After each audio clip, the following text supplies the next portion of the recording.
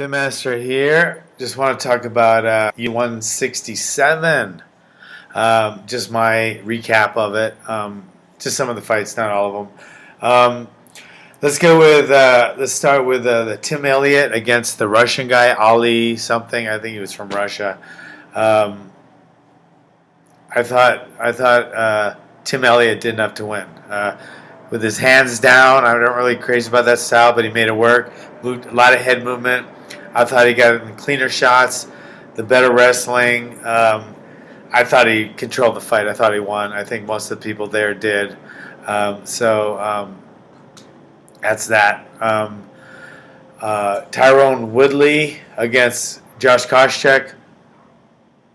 Nothing much to say. Tyrone came out like a beast. Very explosive, dynamic right hand. Boom. Caught Josh on the chin. Fight was over. Tyrone's going places, obviously. Great wrestler. He comes from a wrestling background. But his striking is getting there, just like, Hendricks and Dan Henderson.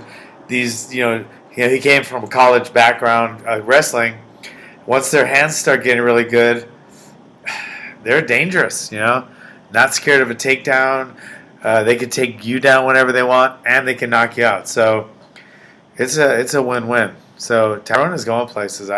He's training American Top Team, huge team with a lot of talent, and Laborio really looks after him and really cares for him, and he's grooming him. So I see him being a top 5 fighter, and getting a title shot. Okay, Robbie Lawler, another American Top Team transplant. You got to give Pat Miletich tons of credit for that guy as well, because he groomed him since he was a kid. He just looked too strong, too fierce, just like he used to. And then he kind of had a slump. Now he's back in full force. I mean, even better now because his takedown defense is a lot better, and his striking is crisper, not just powerful. And he just basically beat up Rory McDonald. Rory McDonald came out, tried to be a little more, he tried to get his game plan and his strategy going, and tried to nullify Robbie Lawler's explosive power and aggression, and he just couldn't do it. So, more power to Robbie. I think he's going up the ladder too. There's another one that Laborio got, so congrats on that. And they had another fighter fight in the prelims, and he did real well as too. Jason High, one of Lebo's fighters. There's 3 American Top Team guys, all did really well last night. So American Top Team is rising up quickly. So congrats on that. Sergio Perez, Anthony Perez's kid brother, won last night as well. So that was really good. Then let's go to the semi-main. Chael Sonnen versus Rashad Evans. Rashad Evans just came out and dominated him, took him down and beat him up. Bing. First round. Took him down and just pounded him, and the fight was over real quick. So Rashad showed some aggression that he's been lacking in the past, and that really works well for him, because once he gets against the cage, he can take most people down. And he took Shell down, another very highly touted wrestler, and just beat him up like he was nothing. So congrats on that. Then the other fight, the main event, George St. Pierre against Johnny Hendricks. It was a war. I think more of a kind of a one-sided war. George did a lot of strategies, a lot of jabs, a couple takedowns. He threw some nice kicks. None of them landed cleanly.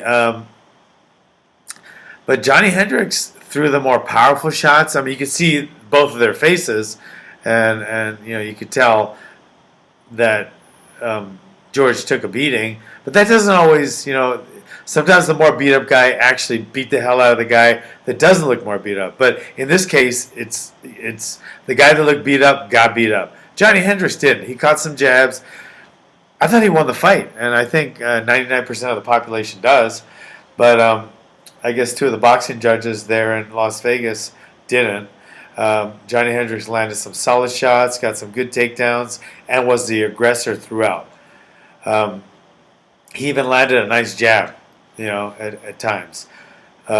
George St. Pierre did land some good jabs and some good kicks, and he got a couple takedowns. I think the takedowns were almost even, or maybe even Johnny Hendricks got more. Um, but I definitely thought Johnny Hendricks' ring control, damage, clean shots landed. I don't see how he didn't win that fight. I thought he won, but the judges didn't, so he lost a split decision. Bad call, I think, as did Dana White, the announcers, and the entire Las Vegas crowd. But anyway, so that's my take on the fights last night. Okay, great fights, a lot of action. Everybody really put out for the UFC's 20th anniversary. Happy anniversary! So it was a great night of fights. Well worth the pay-per-view, and I get to watch it at Blondie's. I just didn't feel like going. Too many people, too much crowd. I just didn't want to go, and I'm in Vegas for the Ultimate Fighter reality show I'm coaching, but I just didn't want to go to fights. So I went to Blondie's. I love Blondie's. It's in the Miracle Mile, and to me, it's the best sports bar ever.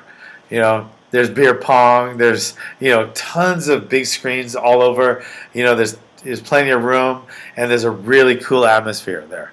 So it's in Planet Hollywood, the Miracle Mile. It's to me, it's my favorite sports bar, Blondie's. So that's where I watched the fights last night. Had a great time.